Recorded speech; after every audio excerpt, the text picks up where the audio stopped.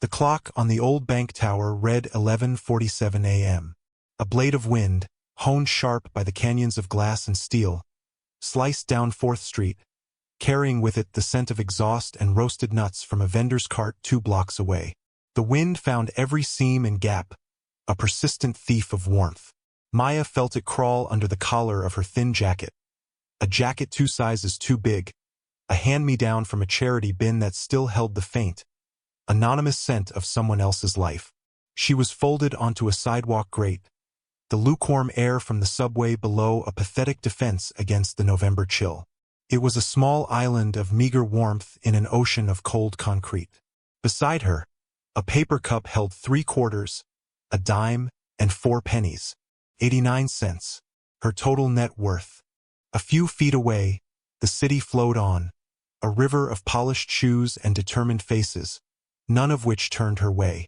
She was a rock in the stream, an object to be navigated around, her presence acknowledged only as an obstruction. Then 2 pairs of shoes stopped. They were Italian leather, polished to a mirror shine, reflecting the bruised gray sky in distorted miniature. Maya looked up, following the line of a perfectly creased charcoal suit, past a silk tie the color of blood, to the face of Councilman Richard Sterling. His face was a mask of pleasant, practiced authority, but his eyes were cold, like chips of slate. Beside him, an aide with a tablet clutched to his chest looked profoundly uncomfortable. Sterling did not speak to her. He spoke over her, to the aide, his voice a smooth, resonant instrument of public service. You see this, Mark? This is the erosion, the slow, creeping decay we're fighting. Every dollar we invest in revitalization is undermined by this inertia. He gestured with a dismissive flick of his wrist, a gesture that encompassed Maya, her cup, and her entire existence. Then, as if to punctuate his point, his gleaming shoe swung forward.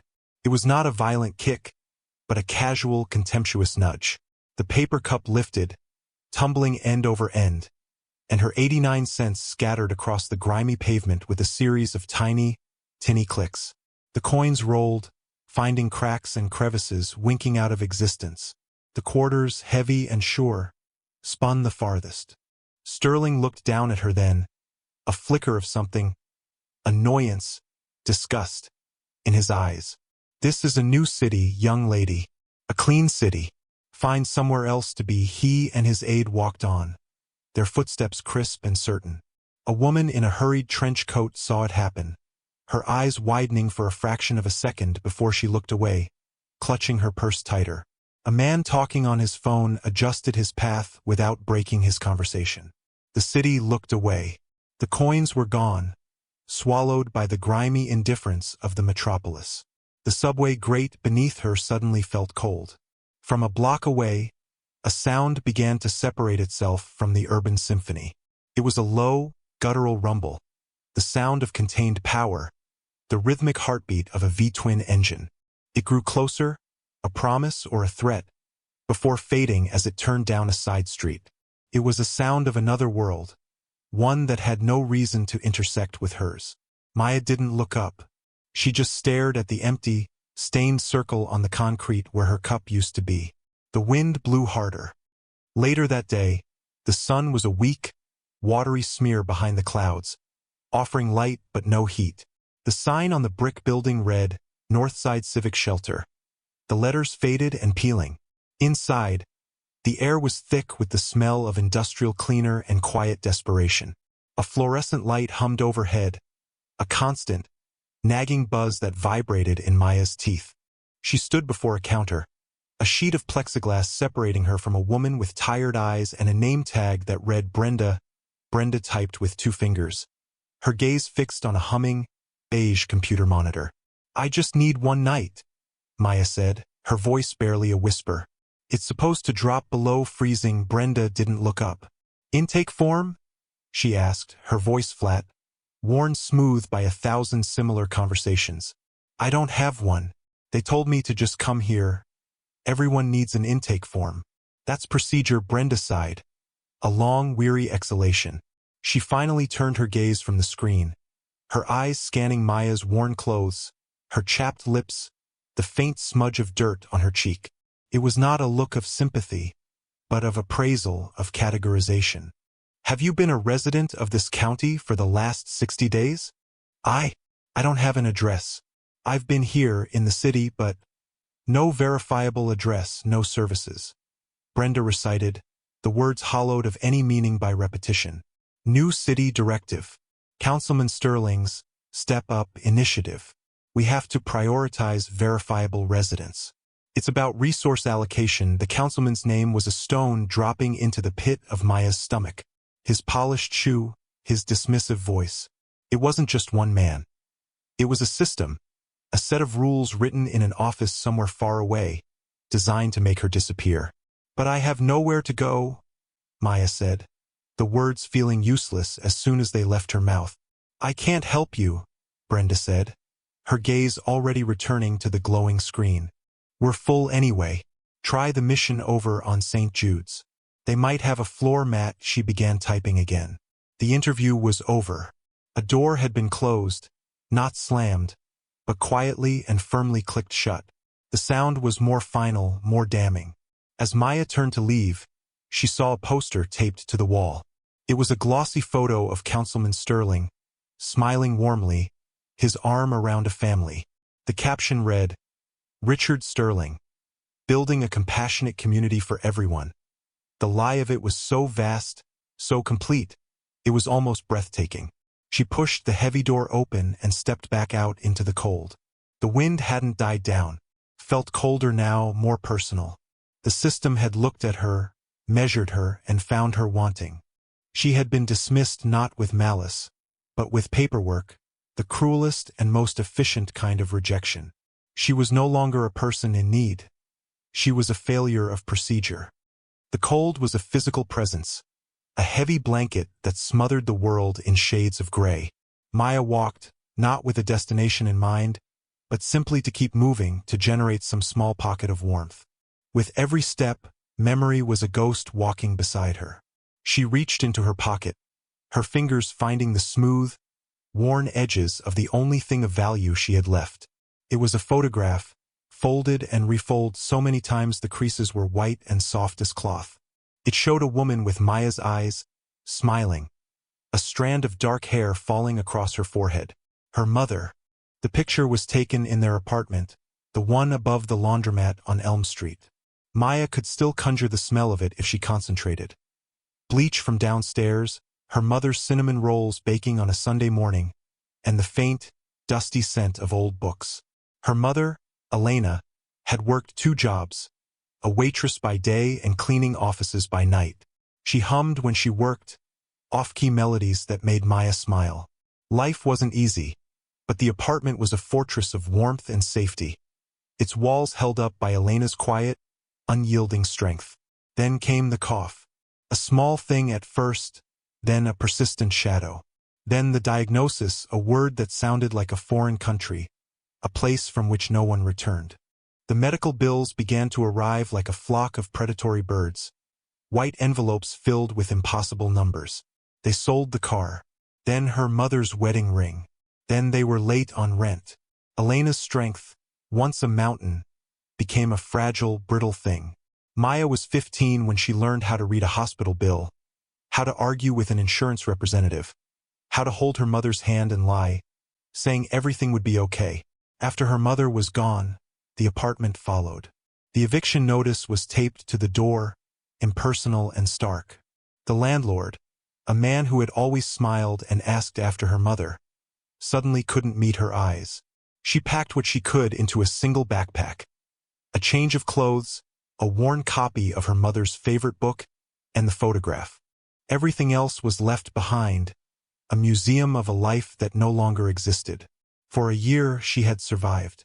She slept in bus stations until the security guards knew her name. She learned which libraries didn't mind if you stayed all day, which coffee shops threw out their day-old pastries at closing.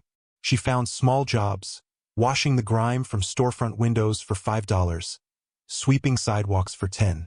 She had saved $87.50. It was tucked into a small envelope, hidden in an inside pocket of her backpack.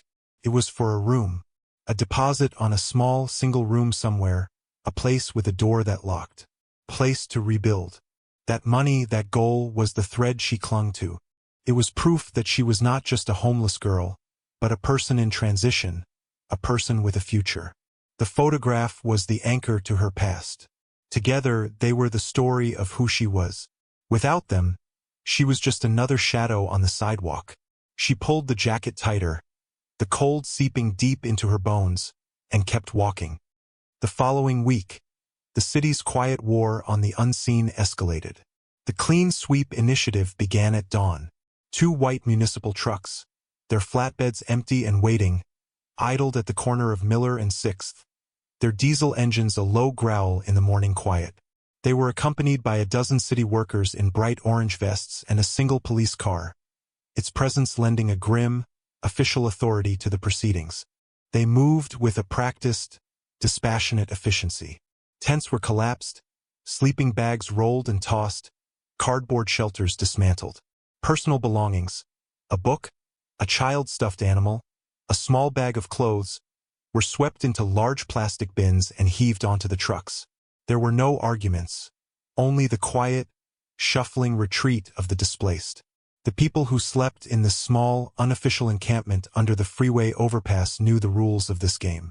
You didn't fight, you just tried to grab what you could and melt away before you were seen. Maya was a block away, returning from a bakery where the owner sometimes gave her yesterday's bread, when she saw the flashing lights. A cold dread, sharper than the morning air, seized her. She ran. Her backpack. She had left it tucked into her small, hidden alcove behind a concrete support pillar. It was her home, her bank, her museum. She arrived just as a worker in an orange vest was pulling it out. "Wait!" she cried, her voice thin and desperate. "That's mine." The worker, a man with a thick neck and a weary expression, barely glanced at her. He tossed the backpack to another worker standing by the truck. "Everything goes," he said, not unkindly, but with the finality of a man following orders. "New city ordinance. Public health hazard. Please," Maya begged, running toward the truck. "There's something important in there. Picture. My money." She reached the side of the truck just as the worker threw her backpack into the back. It landed with a soft thud atop a pile of blankets and tarps. The police officer, who had been leaning against his car, pushed himself upright and walked over, his hand resting on his belt. "Ma'am, you need to step back," he said, his voice calm but unyielding. "They're just doing their job. But my things, my mother's picture is in there." He looked at her, and for a moment, she saw a flicker of something human in his eyes, a brief hesitation. But it was quickly extinguished, replaced by professional duty. "I'm sorry," he said. "It's all being impounded. You can file a claim at the sanitation department downtown. But you need to clear the area now," he gestured with his thumb. "Move along." Just then, the hydraulic machinery of the truck whirred to life. The back panel began to rise, tilting the contents toward the gaping maw of the compactor. Maya watched in horror as her backpack, her $87.50, her last tangible link to her mother, slid down with the rest of the debris and disappeared. The machine groaned, and a powerful ram crushed everything into a single, anonymous block of refuse. The sound was sickening, a final, mechanical crunch that echoed the breaking of something inside her. The officer put a gentle but firm hand on her shoulder. "Go on now," he said. Later that day, Sarah Jenkins, a reporter for the online city journal, The Sentinel, filed a Freedom of Information request for the budget and operational directives of the Clean Sweep initiative. It was the third such request she had filed in 2 months. She had a feeling the story was bigger than a simple public sanitation effort. The response she received 2 hours later was an email containing a single PDF file, heavily redacted, with black bars obscuring every dollar amount and signature line. Her editor told her to drop it. "It's a non-story, Sarah. Nobody cares about the homeless." Sarah saved the redacted file to her desktop and started a new folder. She named it Sterling. Despair is a cold, heavy thing. It settles in the bones, making movement an effort. For 2 days, Maya drifted, the thread that had pulled her forward now broken.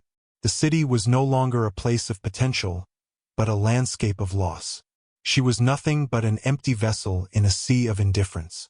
On the third day, hunger gnawed with a sharp-toothed insistence that overrode the despair. She found herself outside a diner, the Greasy Spoon, a place whose windows were steamy with warmth and the promise of hot food. The smell of frying bacon and coffee was an almost unbearable torment.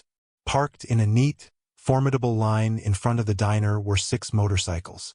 They were large, gleaming machines of chrome and black steel, clean and meticulously maintained. On the backs of the worn leather vests of the men going in and out were identical patches. A coiled iron serpent, fangs bared, encircling a single, unblinking eye. The Iron Serpent's MC. They were myths in this part of the city, spoken of in whispers. Not a gang of thugs, the stories went, but something else. Something older, with rules. They kept to themselves, but you didn't cross them. You didn't mess with their people or their territory. Through the large plate glass window, Maya watched them. They took up a long table in the back, their presence filling the small diner. They were large men, bearded and tattooed, but they were quiet, their voices low. They treated the waitress with a gruff courtesy, calling her ma'am. Then Maya saw it. The man who seemed to be their leader sat at the head of the table. He was bigger than the others, with a gray-streaked beard and deep-set eyes that seemed to take in everything without moving. His vest was more worn than the others, the leather softened with age. An elderly woman, her hands trembling with age, was paying her bill at the register. She was short a few dollars, fumbling in her purse with panicked, bird-like movements. The big man, whom the others called Bear, got up from the table. He didn't say a word. He walked to the register, placed a $20 bill on the counter, and gave the cashier a short, sharp nod. He looked at the old woman, who was stammering her thanks, and simply said, "You have a good day, ma'am." Then he returned to his table. It was a small act, almost invisible, but in Maya's desolate world, it was a supernova of kindness. It was a choice. A man who had every reason to be intimidating chose to be gentle. A spark ignited in the cold emptiness inside her. It wasn't a plan, not even a hope, just a blind, desperate instinct. She waited.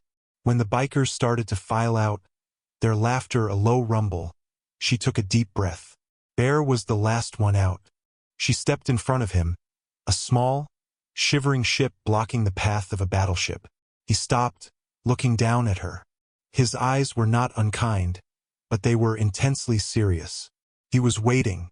She didn't hold out a hand. She didn't ask for money. Her voice, when it came, was shaky but clear. "I don't want a handout," she said, meeting his gaze. "I want to work. I'll sweep your floors, wash your bikes, anything. But I need help." They took everything, and then the story spilled out of her. The councilman, the scattered coins, the shelter, the truck, the $87 and the photograph. She spoke without crying, her voice gaining strength with each word, fueled by the sheer, burning injustice of it all. Bear listened. He didn't interrupt. His expression didn't change, but his eyes, those quiet, observant eyes, seemed to sharpen, to focus on her with an unnerving intensity. He was not just hearing her words. He was weighing them. When she finished, a profound silence hung between them. The city noise seemed to fade away. He looked at her for a long moment, then gave a single, almost imperceptible nod. He reached into his vest and pulled out a worn leather wallet, but he didn't take out money. He took out a small, clean business card. "My name is Bear," he said, his voice a low, gravelly rumble. "Go back to the diner. Tell the waitress, Flo, that I said to give you a hot meal and a cup of coffee. As much as you want. Wait for me there." He looked over her head, at the city that had chewed her up and spit her out. A muscle in his jaw tightened. "Some things," he said, "to her and to the world, are not acceptable." The serpent's code, unwritten but unbreakable, had been invoked. Bear walked away from the diner, the business card still in Maya's hand.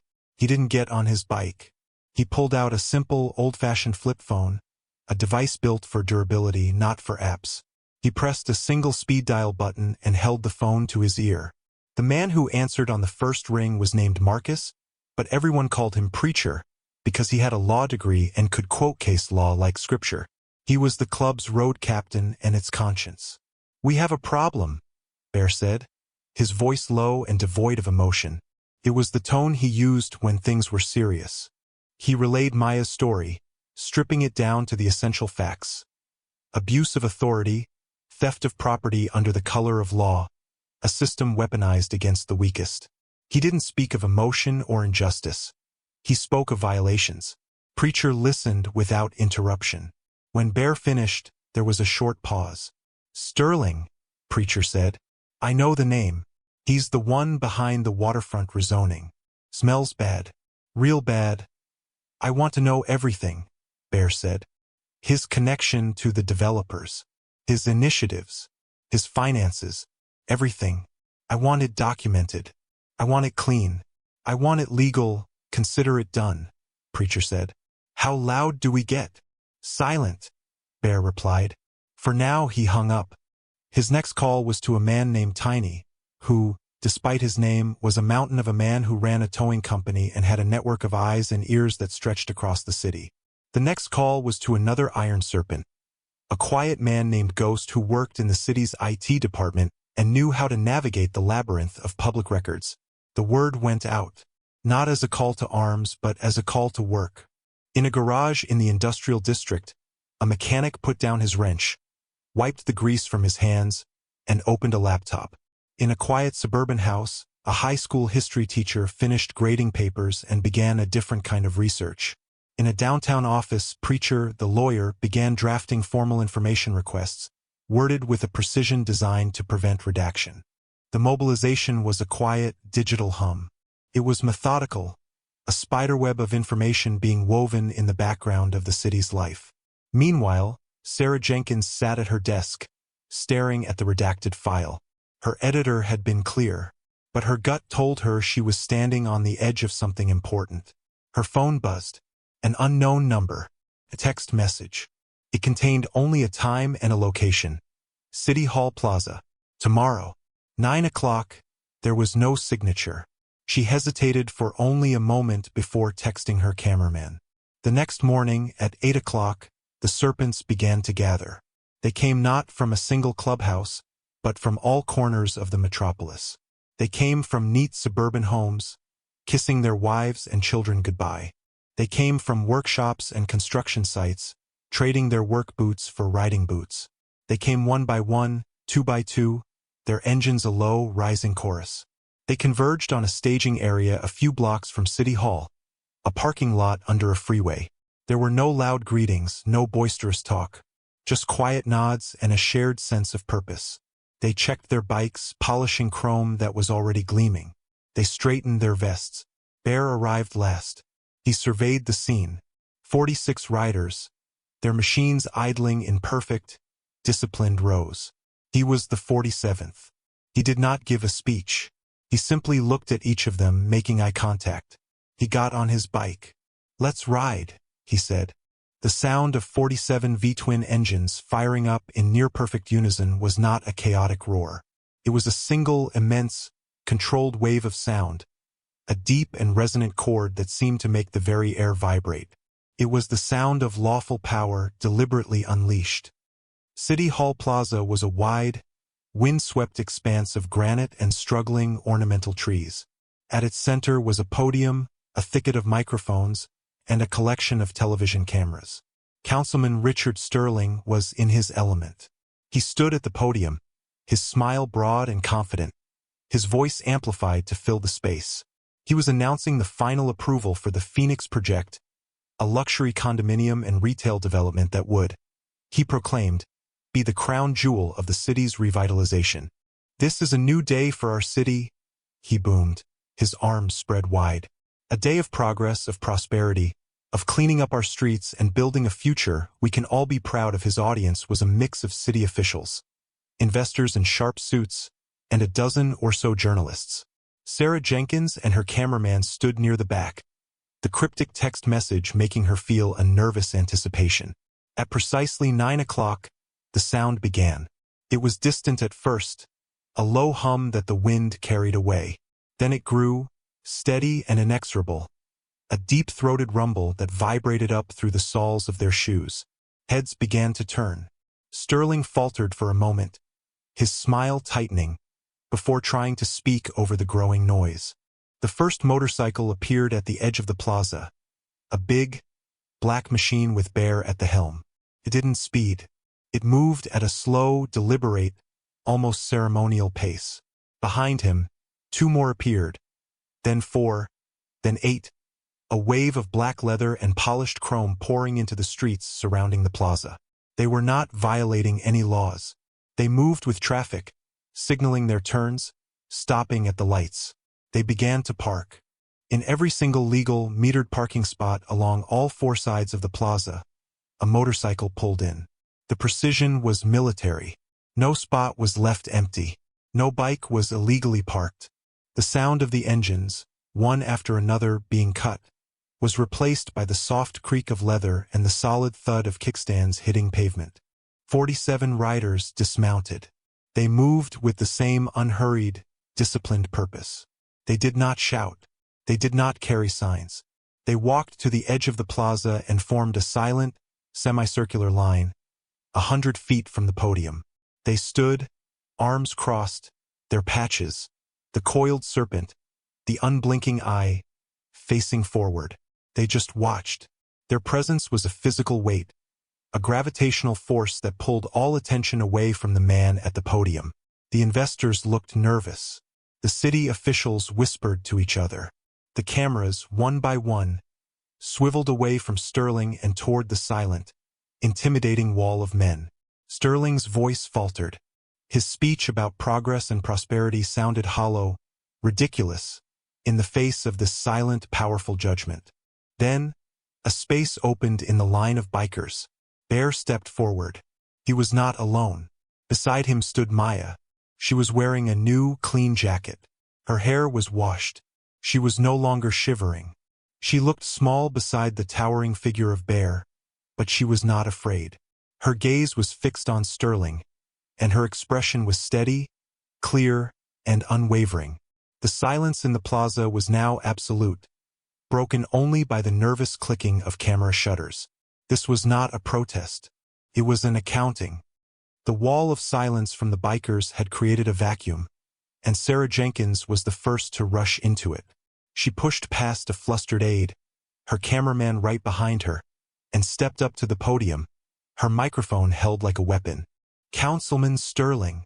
Her voice was sharp, cutting through the tense air.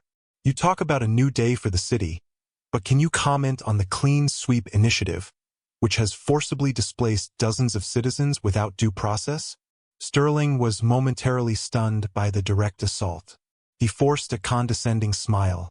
"That initiative is a vital public health measure, designed to offer these individuals a path to city services, and to ensure our public spaces are safe and clean for everyone."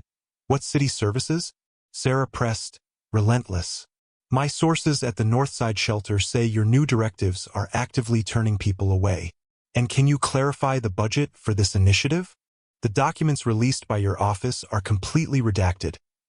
I'm not here to discuss budgetary line items." Sterling snapped, his composure beginning to crack. "I'm here to celebrate a victory for our city's future." "Is the Phoenix Project part of that future?" Sarah fired back. "And is it a conflict of interest that your wife is a majority shareholder in the primary development company, Sterling Northwood Properties, a fact you failed to disclose in your public declarations?" A collective gasp went through the crowd. Sterling's face went pale, a slick sheen of sweat appearing on his forehead.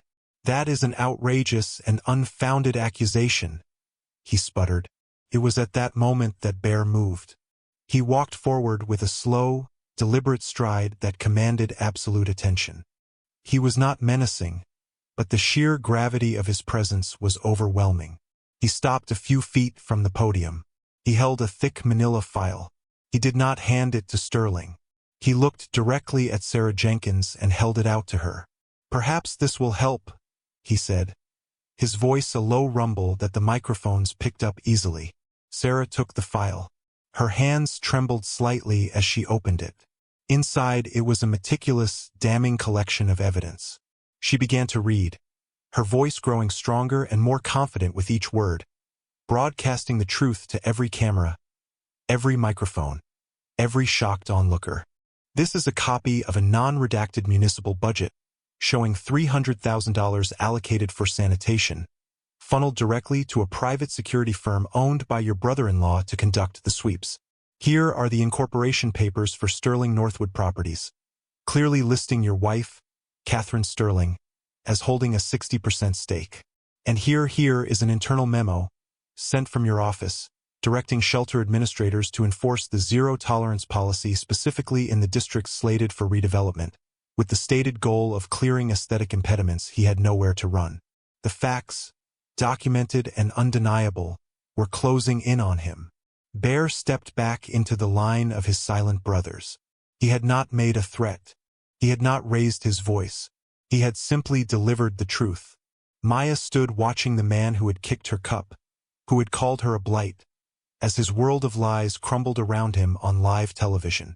The mask of pleasant authority was gone, replaced by the slack-jawed face of a man caught in a trap of his own making. The unblinking eye of the serpent had seen him, and now so had everyone else. The fallout was immediate and spectacular. By noon, every local news station was leading with the confrontation at City Hall. The footage was played on a loop. Sarah Jenkins's sharp questioning, Sterling's sputtering denials, and the quiet, monumental presence of Bear handing her the file. The image of the 47 bikers, standing in silent judgment, became an instant, iconic symbol of the story. The public outcry was a tidal wave. Phone lines at City Hall were jammed. The mayor's office was flooded with furious emails.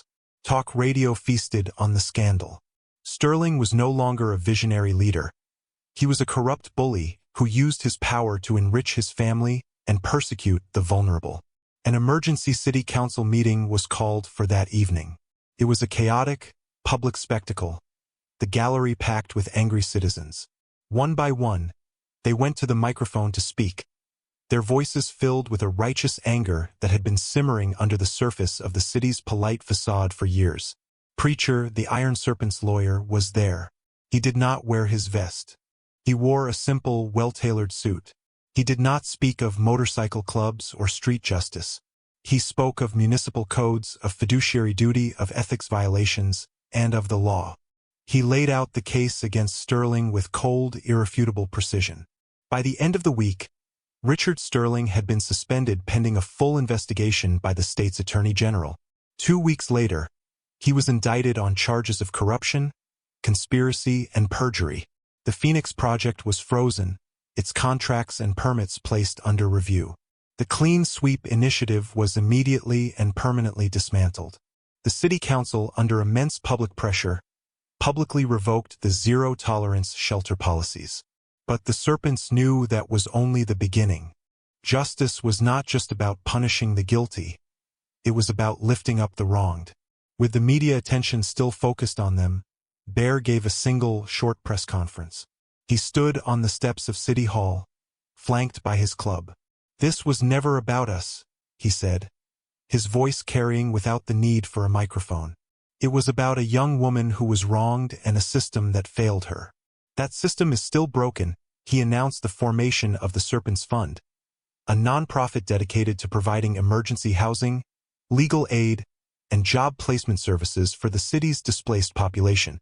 He made the first donation himself, a personal check for $10,000. The story exploded again, this time in a different direction. Donations poured in. Local businesses, church groups, and private citizens, inspired by the story, wanted to help. The fund grew to over $200,000 in a month. One of the first people the fund helped was Maya.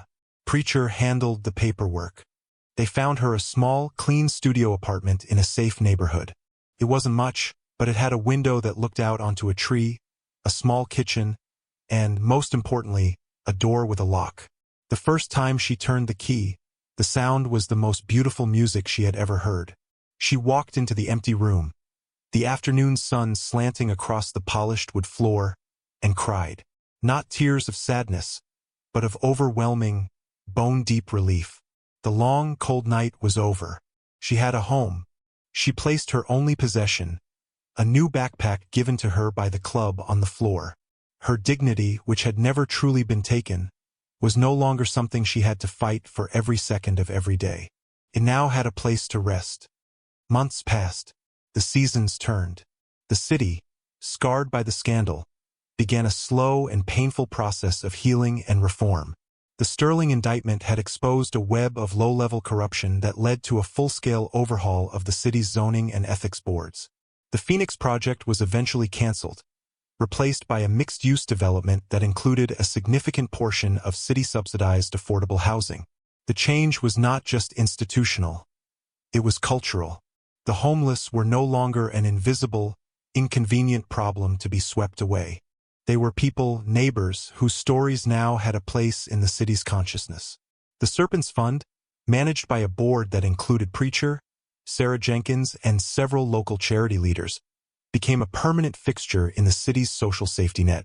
Its greatest achievement was the transformation of a derelict city-owned warehouse into a new community center. They named it the Beacon. It wasn't just a shelter. It was a place of comprehensive support. It had clean, safe sleeping quarters, a communal kitchen, and a bank of computers for job searching. Lawyers volunteered their time twice a week to provide free legal clinics. A local trade union offered workshops in carpentry and electrical skills. It was a place built not on pity, but on the principle of dignity and opportunity. The Iron Serpents were a constant presence there. Every Wednesday night was their night to run the kitchen. Bear could usually be found at the big industrial stove, quietly stirring a massive pot of chili. His leather vest hung carefully on a hook by the door. They were no longer a myth whispered about in the shadows. They were guardians, their intimidating appearance now seen by the community as a symbol of fierce, unwavering protection for those who had none. Their reputation had been forged anew, not in violence, but in the quiet, methodical application of their code. Maya thrived. The stability of having a home was the foundation upon which she began to rebuild her life. She finished her high school equivalency diploma. She got a part-time job at the Beacon, working at the front desk. She was the first face people saw when they came in, lost and afraid, and she knew exactly the right thing to say because she had been there. Her voice was calm and reassuring. She was no longer a victim of the system. She was a guide, helping others navigate its complexities. Her small apartment was no longer empty. She had a few pieces of furniture, a small collection of books, and a pot of geraniums on her windowsill. On the wall above her small desk was a single framed photograph. It wasn't the old, creased one of her mother. That was gone forever, a loss that still ached with a dull, quiet pain. This was a new picture. It showed her standing in front of the Beacon, flanked by Bear and Preacher, with 45 other Iron Serpents arrayed behind them. They were all smiling. It was a picture of a new kind of family, forged in injustice and bound by loyalty. One evening, as she was leaving work, a cold wind blew, a reminder of the night she had spent on the street. She pulled her jacket tighter, but she didn't shiver. In the distance, she heard the familiar, deep-throated rumble of an approaching motorcycle. She looked down the street and saw the single headlight of Bear's bike. He was coming for the Wednesday night kitchen shift. She smiled. The sound was no longer a disruption or a threat. It was a promise. It was the sound of protection. It was the sound of home.